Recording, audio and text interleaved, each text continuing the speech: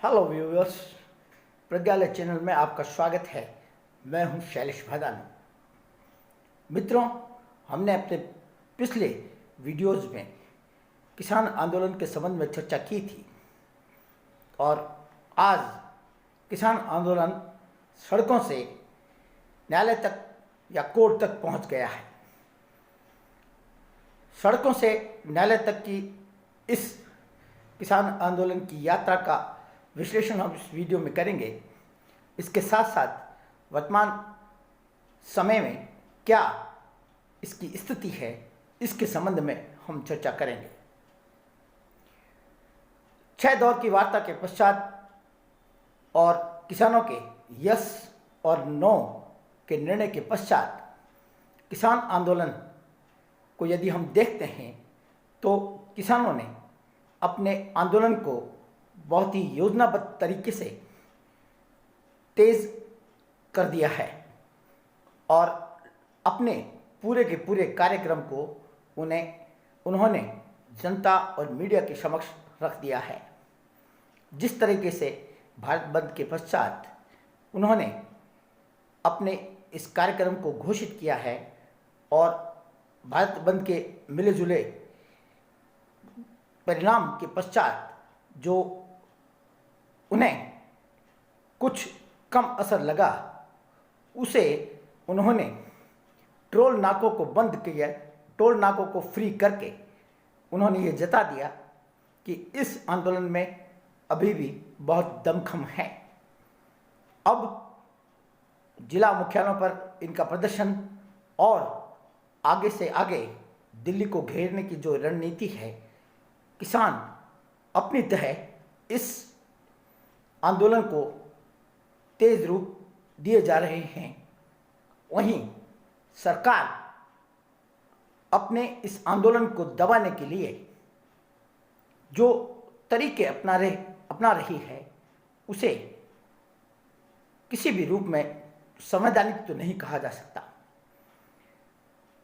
सरकार ने जिस तरीके से मीडिया में मुहिम चलाई है इस आंदोलन के खिलाफ, निश्चित रूप से सरकार अपने पक्ष को रखने के लिए निश्चित रूप से आज़ाद है और उसे अपना पक्ष भी रखना चाहिए। लेकिन जिस तरीके से इसे प्रचारित किया जा रहा है और जिस तरीके से मीडिया के एक वर्ग के द्वारा इसको प्रसारित किया जा रहा है या दिखाया जा रहा है, वो निश्चित रूप से किसी भी आंदोलन के लिए सही नहीं है और किसी भी लोकतांत्रिक सरकार के लिए ये कतई सही नहीं माना जा सकता। किसी भी आंदोलन को किसी वर्ग विशेष से, किसी राजनीतिक दल से या किसी उपद्रवी दल से जोड़ देना और फिर सरकारी तौर पर सरकारी प्रवक्ताओं के द्वारा इसको नकारना, ये साफ साफ झूठा साबित होता है। कुल मिला के अब ऐसा लग रहा है कि एक नया पक्ष जो इस आंदोलन के बीच में आया है वो है सुप्रीम कोर्ट। दोस्तों, पिछले कई सालों से, खासकर 2014 के पश्चात जो न्यायालय की स्थिति है और न्यायालय ने जिन मुद्दों पर इंटरप्रिटेशन करना शुरू किया है, स्वयं न्यायालय भी शायद अब थक चुका है। ऐसा लग रहा है कि 2014 के पश्चात, नई सरकार के बनने के पश्चात कई ऐसे निर्णय आए हैं जिस पर अभी तक आज तक न्यायालय ने निर्णय नहीं दिए होंगे। इसका सीधा सीधा कारण यह है कि सरकार अधिक से अधिक न्यायालय पर निर्भर होती जा रही है और न्यायालय के रास्ते के अपने कार्यक्रमों को अमली जामा पहनाने की कोशिश कर रही है। निश्चित रूप से ये रास्ता सही नहीं है। अगर इसका विश्लेषण किया जाए तो ये निश्चित रूप से सामने होगा कि ये सरकार जो है ये किसी भी संवैधानिक या असंवैधानिक तरीके से अपने कार्यक्रमों को अमली जामा पहनाने के लिए प्रतिबद्ध है, चाहे वह रास्ता सही हो या नहीं हो। लोकतंत्र में इस प्रकार की हरकतें कहा जाना चाहिए, हरकतें ही कहा जाना चाहिए कि लोकतंत्र में इस प्रकार की हरकतें कहीं पर भी स्वीकार नहीं की जा सकती।